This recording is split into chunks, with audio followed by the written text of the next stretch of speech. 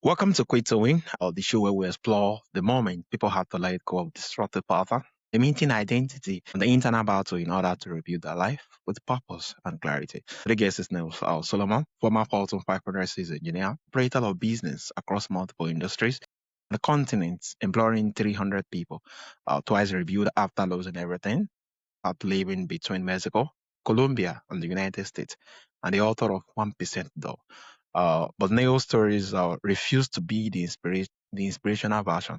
He left his corporate career at 40, not because of bold vision, but because his employer paid him a $13,000 bonus on $6.5 million in revenue he personally produced. The math was not a mistake.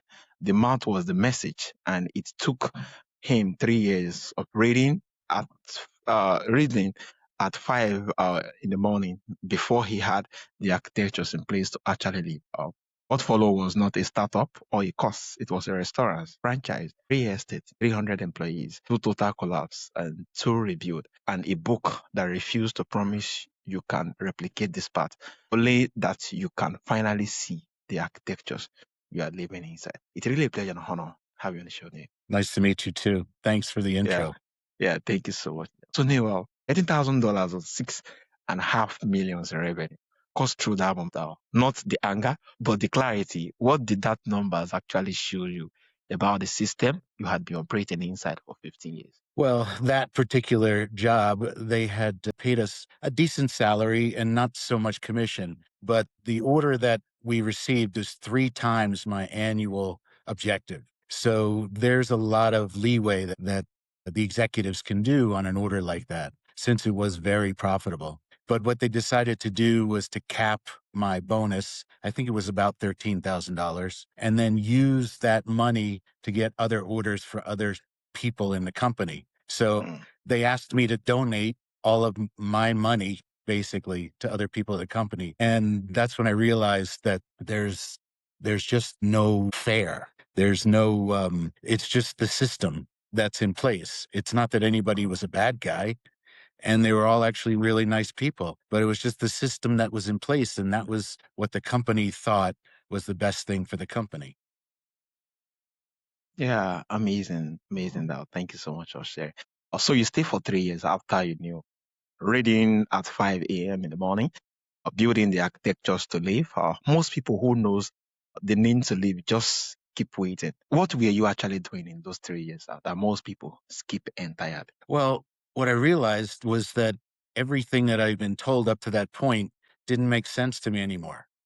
Mm, You know, you do well in school, and that's to get you into college, and then you do well or not so well in college and find your way into the job market, and then you become what I call siloed. Whatever business you've chosen out of college, usually that's the business you're in for a long time, an industry or a segment or a type of career.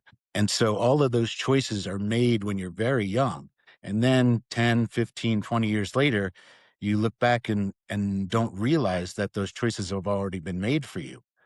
And now you're very stuck. And the interesting thing about these corporations is that they're not bad, but what they want to do is make it so difficult for you to leave that you're going to have to give up too much. And you believe that you can't get what you have any other way. So you just say, okay, this is the way it's going to be until I retire. yeah, And when I realized that that was what I call the architecture of the job, I realized that the next part of my life was going to be completely different. And I wasn't prepared for that. So that reading was the preparation. that was really intentional. The fact that you already get to kind of getting to start reading what the risk is going to be, what the demand is going to be, so that at the end of the day, you already are more like have more like some steps ahead. Yeah, that was really good. So you build operating system, restaurants, franchise, real estates, not personal brand or online course. Why Yes. that kind of business? And what did running something physical and people heavy teach you that the corporate world could never? Well, so what I learned about most businesses that they're boring. They're not on Instagram. Not Yeah. they they give jobs to many people who just want to feed their family and have a good place to go to work. That's all of us. We want something of purpose, something to take care of people. And most jobs are not exciting. Yeah. You can get your excitement outside of work. I mean, you can get it inside of Yeah. work, but outside is also a life too. And so I came up with this idea, and I want to share it with you. It's called the CEO of Me Enterprises. Mm. And what I mean by that is this: everyone thinks that they have a job, whether they're a dishwasher to an executive vice president, anywhere in between. Okay. And that they trade their time for a certain amount of money and benefits and so on. Well, if you just like the way you say quit to win, it's an oxymoron. Quitting is bad. Yeah. Winning is good. Yeah. How does quit to win actually work in the words world? And the thing about Me Enterprises is the only thing any of us have is us. That's it. The only thing we have control over is our own Yeah. bodies, is our own minds. And if you believe that someone else has control of you, then you're an employee.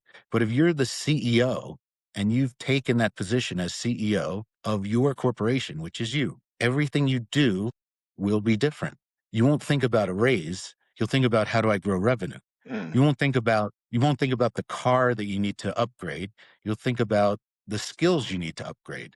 You'll think about, how do I grow my brand, my company into a world-class business? Those kind of questions come to you that will never come to you if you are a dishwasher, an executive vice Mm. president, whatever. Mm. Once you're the CEO of Me Enterprises, everything changes in your mind. Mm. And to be an entrepreneur, all of these things need to change. I say it this way, it's not literal, but it's almost literal. The part of you that believes in the life you had prior to this has to die and be replaced and rebirthed with a new you for the next part of your life. And that's scary. Yeah. Yeah. Yeah, That's this scary. is really lovely. Yeah, the CEO of Me Enterprise, and I think this is really lovely. Just what you're saying that, yeah, when it becomes Me Enterprise, a whole lot of things that you didn't give thought to before become so evident. Being that, you have to increase revenue. Life depends on it. A whole lot of ups and downs depends on it, and a whole lot of thoughts start materialize and make you have to see 2, 3 steps ahead what you could do differently compared to just being in a job roles where what you care about is the Exactly. monthly salary. Amazing. Amazing. So you lost everything, not once, but twice. Now, most people who lose everything once spend the rest of their life avoiding the risk of losing it again. What made you rebuild a second time? And what was different about how you did it? Well, once I realized that I can't work for anybody anymore, because I Yeah. went through the rebirth, right?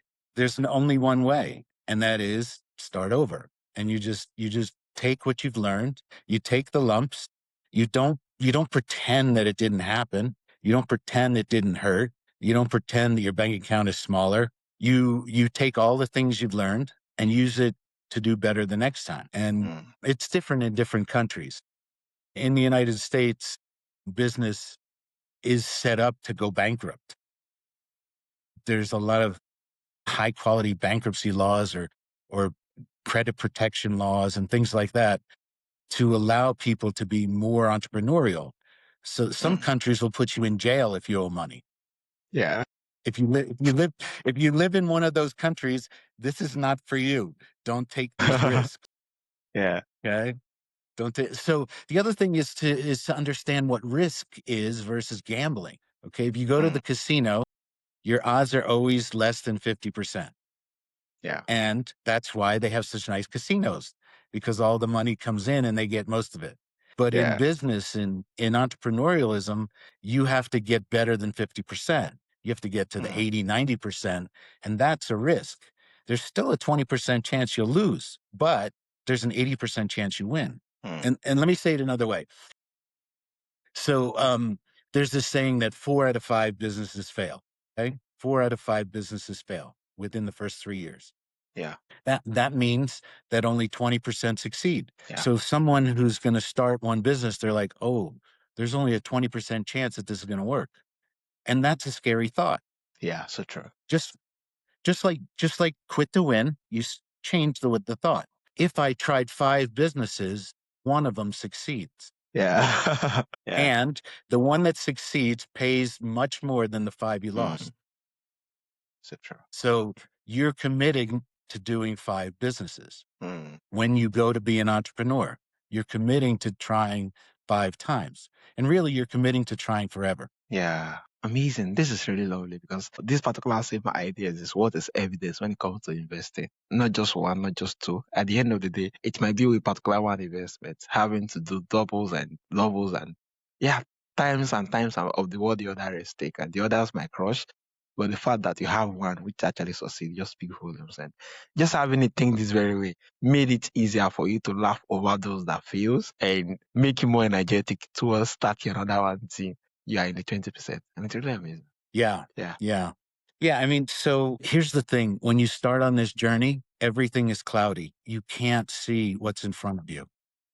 Okay. And again, that's scary, even for someone who's an entrepreneur, because they've been on a journey before, but not this particular journey.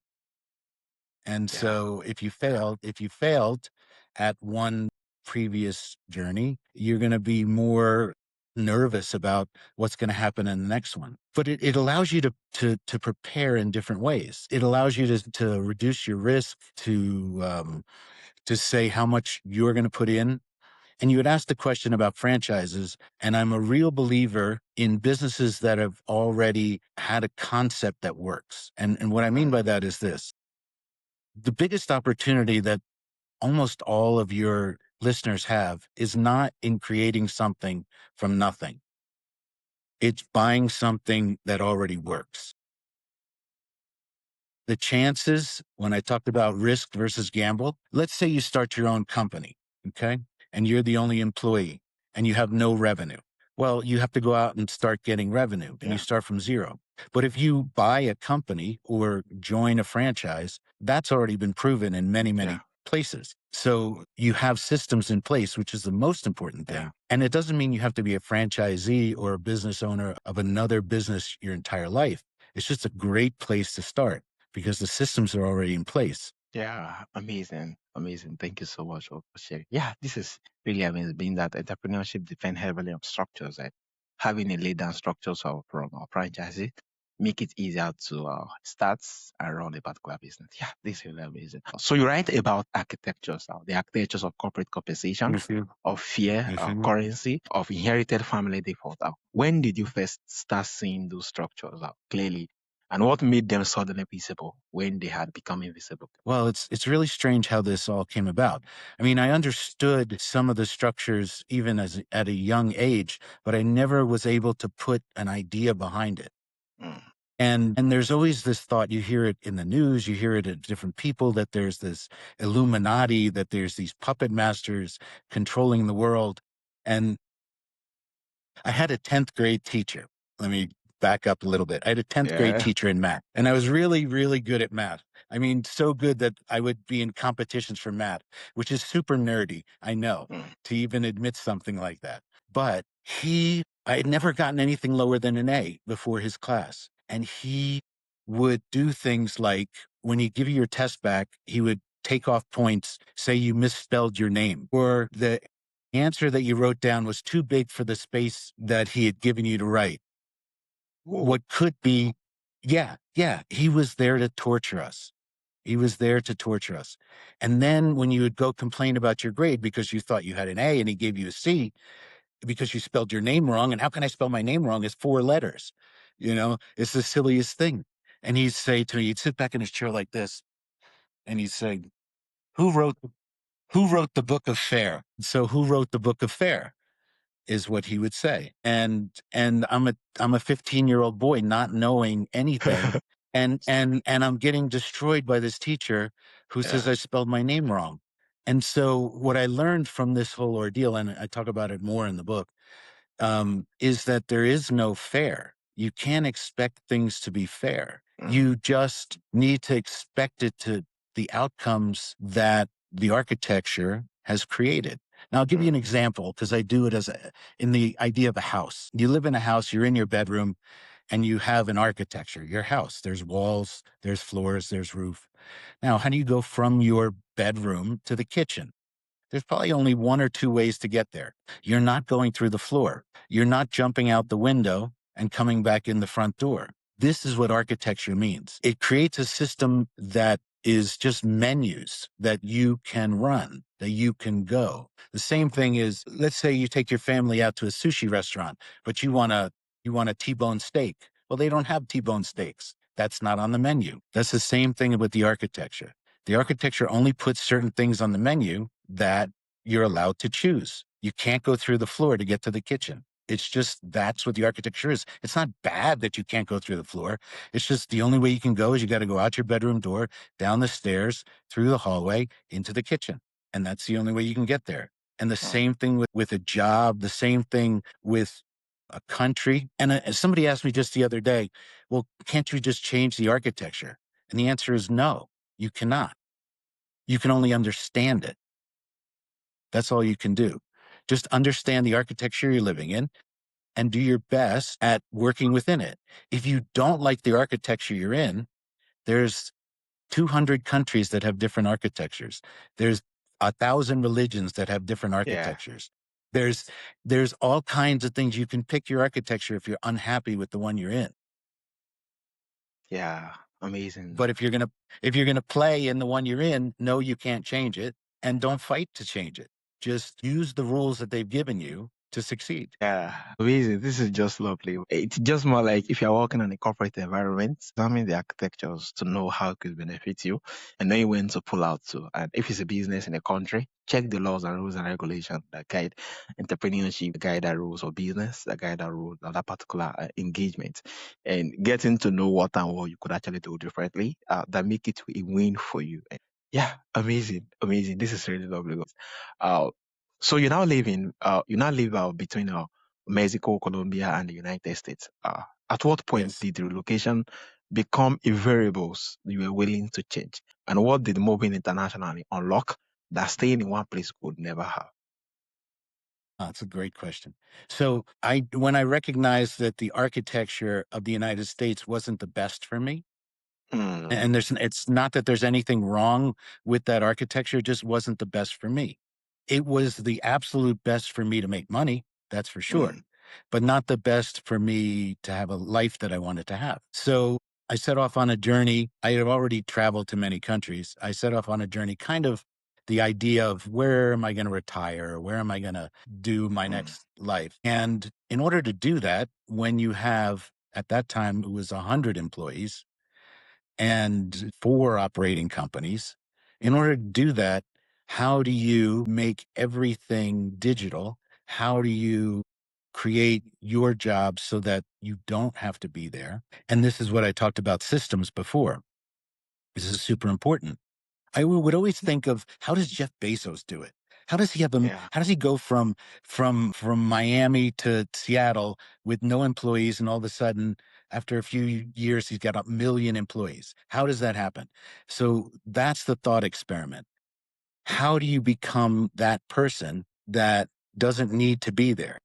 Mm, And so there was a lot of learning in there. I talk about specific examples in the book on how to manage, on how to do things like, there's something called KPIs. I don't know if you're familiar with that, key yeah. performance indicators.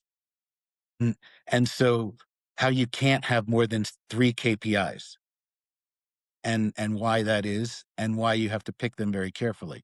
All of these things are little nuances to allow you to get more freedom in your life. And when you get more freedom, and this is to the people from the Yeah. United States who are listening, you basically pay no taxes. And it's not that Mm, you're doing anything illegally. Okay. The United States has this tax code that says if you don't live there 11 months out of 12, then you basically pay no taxes. ooh, okay. Isn't that Yeah. crazy? Yeah.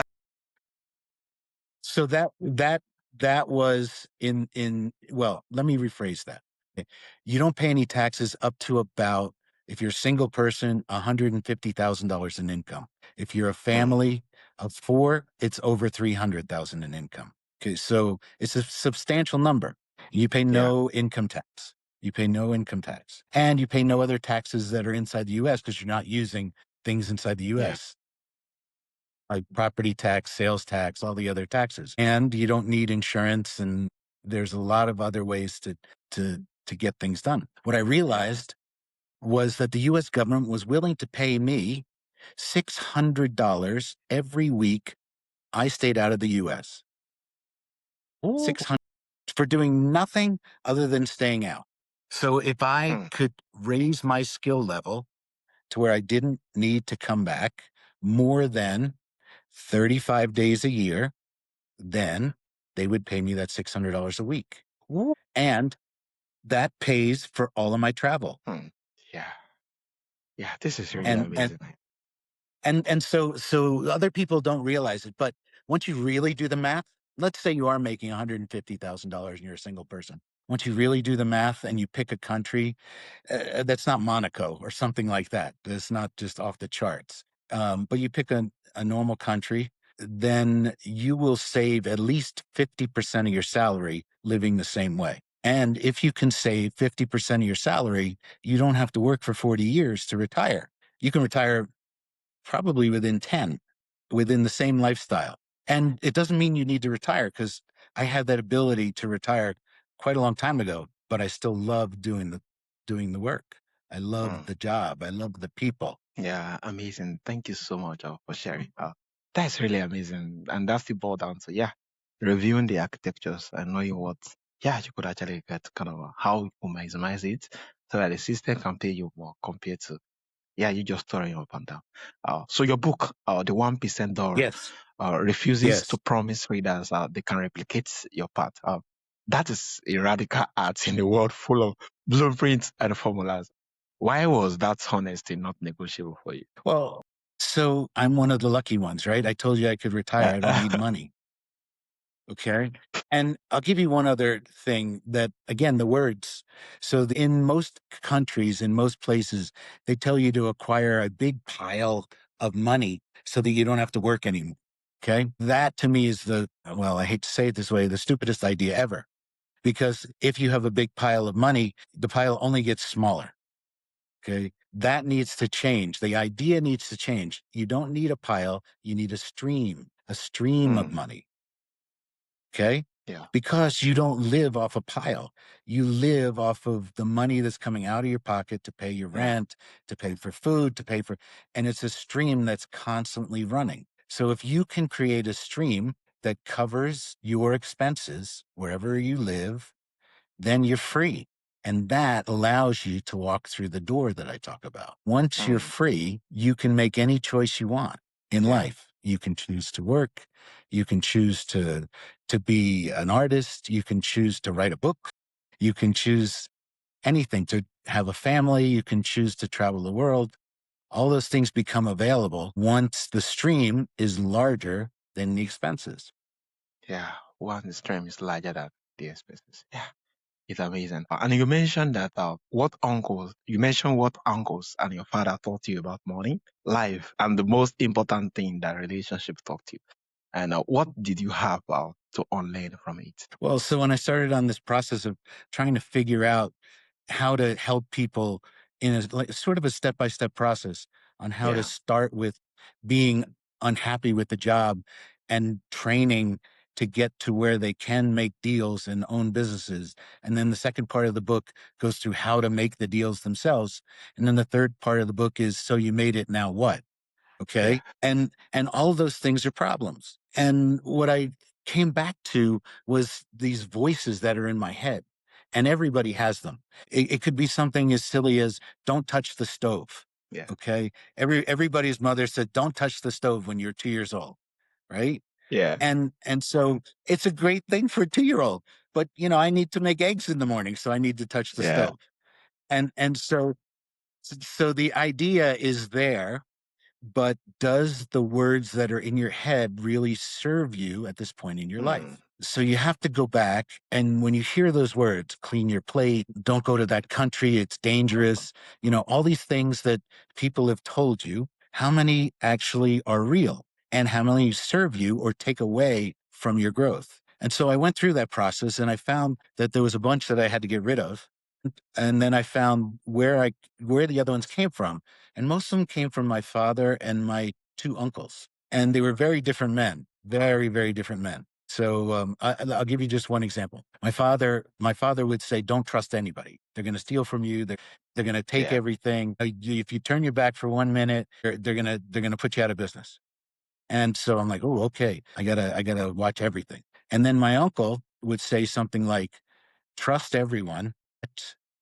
Um, verify. Trust them, but verify. If you have a system in place where it's really loose, okay, and an employee or a high end like an accountant or someone can empty out your bank account without you knowing, and this happens a lot of fraud.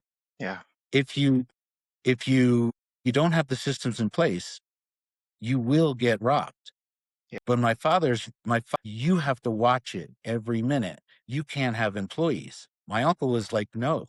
He says, "You can have lots of employees." He says, "You just need to understand that they really want to do a good job, but don't make them come to work every day and have to choose between taking a year's salary from you and running Yeah. or just doing their job." He would say, "Keep honest people honest. They want to Mm. be honest. Yeah. Don't give them the opportunity to be dishonest. And if you see that you're giving too much opportunity to be dishonest, fix the system. It's not the people." Amazing. This is really lovely and just speak volumes too. Yeah, truth change with time. And the fact that when you're small, don't touch the stove was applicable and it worked very well. But having have to grow, you have to touch the stove to make everything you have to make. And yeah, different level of engagement, same truth, but different level of engagement with Exactly. different. Yeah, it's Exactly. amazing. Yeah, There's many things like people who are right now thinking about quitting and they're listening to this podcast and they're trying to find the strength. They're trying to find the ideas. Well, the main thing is you have to overcome the fear. And the fear can come from a lot of places. It could come from your family, it could come from your kids, your wife, your church, your government. And it's real. The fear is real, but so is the success. yeah, yeah. Amazing. Thank you so much. Ouch. There's a whole lot of insight to actually more like unpack all this. Yeah, thank you so much. And also, you talk about the keystone versus the dominance At least versus default. The way we make choices that shape everything else. What was the default you were living inside? Inside the longest before you finally saw it for what it was. Well, so defaults are important actually, because as human beings, if we had to make every choice all the time, we wouldn't get anything done. Yeah, So you wake up in the morning, you get out of bed, you do something. I don't know, you go to the bathroom, you brush your teeth, yeah, you make coffee, whatever it is you do first, that's what you do. That's a default. Okay. Those are defaults. And you make enough defaults so that you have to make a lot less decisions in your yeah. life. When you are completely free, all those defaults go away. And it's Hmm. kind of scary because it's like, oh, do I brush my teeth or do I go for a run? Or do every day it's a new decision and the defaults aren't there.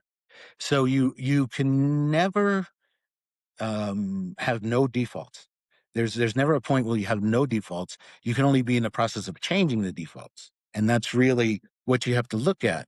Do the defaults in your life cost you time, cost you energy, cost you money? And those decisions are just running in the background. Yeah, yeah. Now, the Amazing. difference between that and a keystone. Now, keystone, if you know architecture or buildings or things like that, think of an old castle with a drawbridge door, and the stones start at the bottom and they pile up, and then they come to an arch at the top. Yeah, And in architecture, this center stone in the middle is called the keystone. And without that stone, the whole building falls down. yeah, Okay. So a keystone is something that you've done, usually probably not even thinking about it. yeah. And it's one decision you made that causes you 100 more decisions that you have no Mm, choice about. I'll give you an example. You decide to get a job out of the university, and you decide to go into whatever industry it is. You choose whether it's healthcare or oil or retail or engineering or whatever it is. Now you're in that field. That decision was a keystone decision. yeah, All the decisions that come after that have already been made. yeah. And people Hmm. don't realize when they make a keystone decision, it's reversible, but it's really not. It's Hmm. so much effort to reverse that decision. And those decisions, keystone decisions, are made super easy when you struggle over, should I change the shower curtain? You Yeah. know, people struggle over the wrong decisions. The Hmm. shower curtain doesn't matter. Who you choose as a wife matters. If you Yeah. pick up a dog from the street, it matters. That dog that you picked up on the street because you felt so heartbroken that he was Emotional. going to, all of a sudden, now it's 3 years later and you can't travel because you got to find a sitter for the dog and the dog doesn't like people and on and on and on. And so your life is now tied to the dog's life. And you've made a simple choice that made 100 choices after that for you. Yeah, amazing. So true. So true. Which the keystone being that the key things in life, marriage, moving to a new city, getting the job you're first starting out, and as simple as it may seems to be, they are the key bits to where you kind of get to build your whole of your life around that. Yeah, having a difference between the default and keystone is really the key. Yeah, amazing. I mean, Thank you. you know what happens when you hear me say things like this, everybody starts thinking in their own mind, "Oh my God, what did I do?" I realized now what he's saying, I realized what happened. I realized what happened Yeah. in my own life. And you're like, Yeah. how do I fix that one? This one's causing me trouble. And well, anyway, a big part of the book is the how-tos, how to make these adjustments, how to understand what decisions are irreversible, which ones are reversible, which ones to spend time on, which ones to just make. And also, it has the same thing to do in business. Once you're a Yeah. good decision maker, Yeah. Amazing. you can go far. Yeah, thank you so much. And also, you say that the honest answer to should I quit my job is probably not yet. That the bravery Exactly. comes at the end of the walk, in the middle. What does that mean to actually look like for someone who know the name to leave, but it's not? Yeah. So I think everyone feels at some point that their company is not really the thing that they thought it was when they first Yeah, joined. And the good news is the younger people today are quitting very quickly. very The fast. Yeah. bad news is that they have no resilience. Mm. And that's Mm. more important. Okay. Yeah. Quitting without resilience is just a mistake. You got to Mm. learn the resilience part. Okay. This, if you want to be an entrepreneur, especially if you want to start your own thing that nobody else has done, you're going to Mm. be on this stomach aching roller coaster that's going to hurt. It's going to hurt. Yeah. But all that means is you need to prepare. That's it. You need to prepare for what's going to happen. And what I said is I read all these books. I would read and read and read, and most of them were audiobooks. And Mm. you can do that on your commute or something like that, or whatever works for you. Audiobooks worked for me. Mm. I had a goal of getting one nugget per book. That was Mm. it. And to remember that one nugget. And if I could do that, then that book was a success. Yeah. And so I used those nuggets to train myself to be better Mm. at what I needed to do next. And when we talked about decisions, the way I describe it in the book, the first business that I bought was because it appeared. It wasn't a decision when it appeared. What I mean by that is this: I had done so much training on what I was looking for that when it appeared, I just said yes. Mm. It took it took less than 30 minutes to say yes. That decision was the best decision of my life, but it was Mm. because I was prepared to say Yeah. yes. Most Ooh. people, most people want to quit, and it's okay to quit. Okay. Remember what I said about CEO of Me Enterprises. You don't work for them. You don't work for anybody for the rest of your life. You are the CEO. Okay. You're not quitting. What you're doing is you're getting rid of one customer who's not treating you well. That's it. You're not Yeah. quitting your job. Yeah. You need to Amazing. get another customer. You need to get possibly employees, new product lines, new financial structures, those things you need to do, but you're not quitting. It's not negative. What you're doing is getting a new customer. I want you to think Yeah. about the company you work for now. How many customers do they have? Mm. Would they be okay with one customer? I don't think so.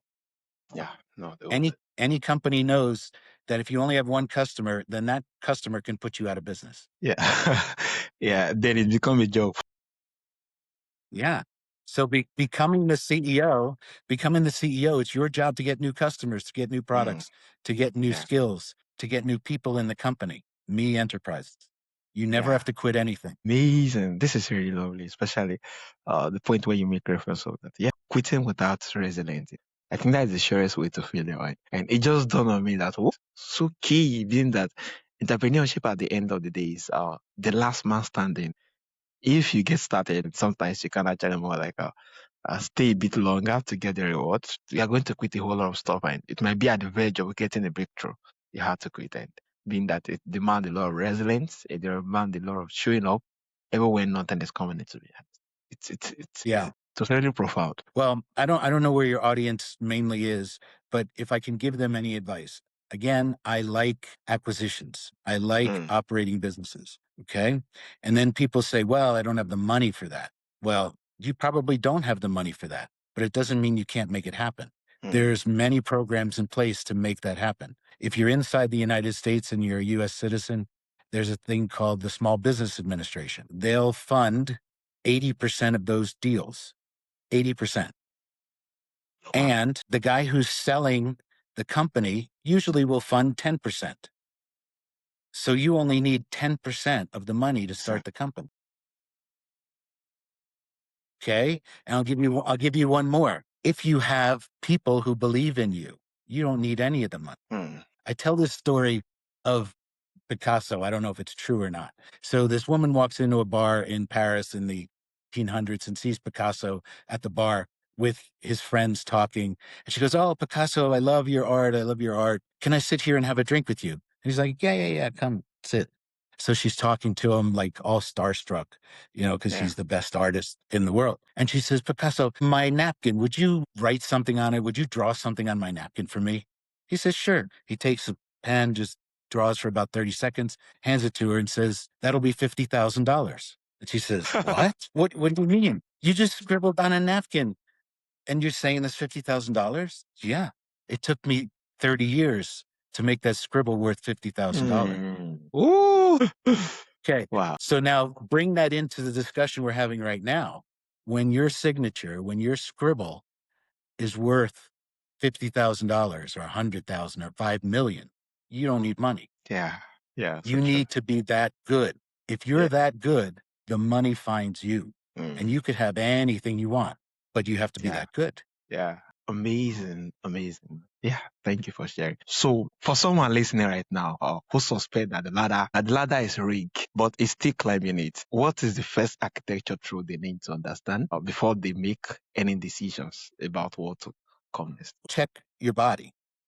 Mm, What scares you? When you hear the word quit, does that scare you? When you hear the word business, does that scare you? When you mm, hear the word employees, management, finance, accounting, whatever the words that give you this feeling in here of, I don't know, that's what you got to work on. Those words. Once those words don't scare you, then you're ready. yeah. Amazing. Amazing. Thank you so much. This has really been amazing. So lastly, the final question. Yes. You left a rig system, built 300 jobs, lost everything twice, reviewed differently both times, moved across continents and wrote a book that refused to lie to each reader.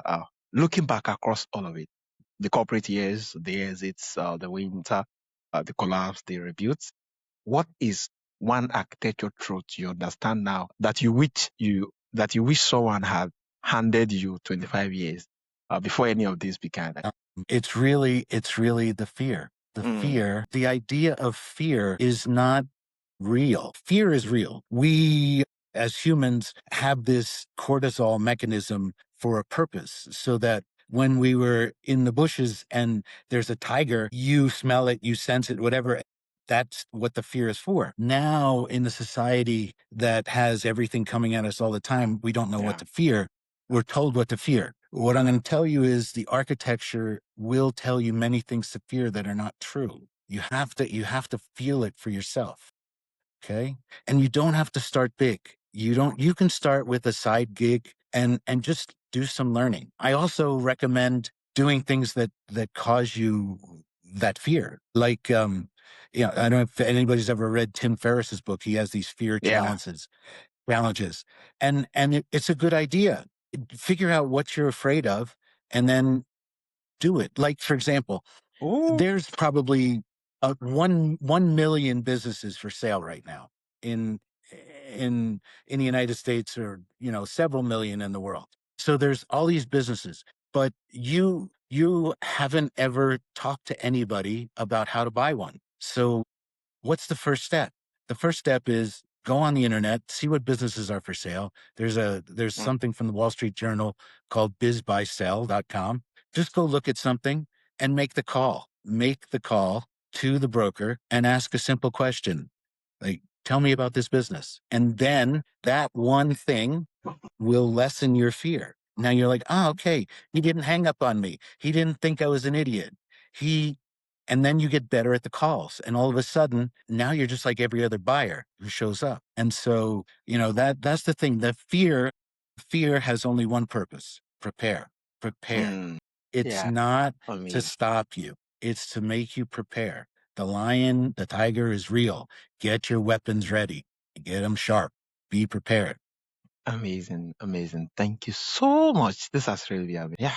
Fear. And how do you overcome Thank you. more information? And yeah, it's just subsidized. Thank you. Thank you so much, Neil. This has really been a I've enjoyed masterclass, it. I will say. Yeah, thank you so much.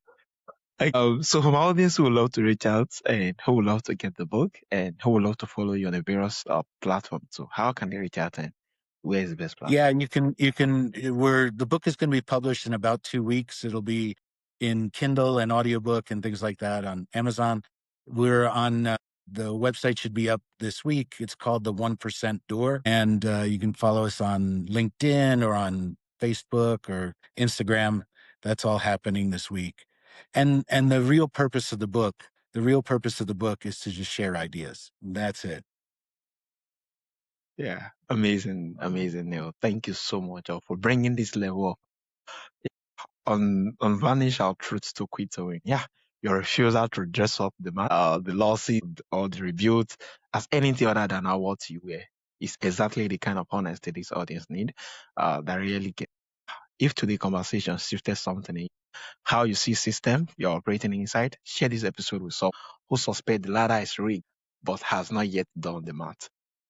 This is where the conversation starts. Remember that the architecture does not disappear when you ignore it. They just keep running. Yeah, the work is learning to see it. Once again, it's really a pleasure having you on the show. Thank you very much.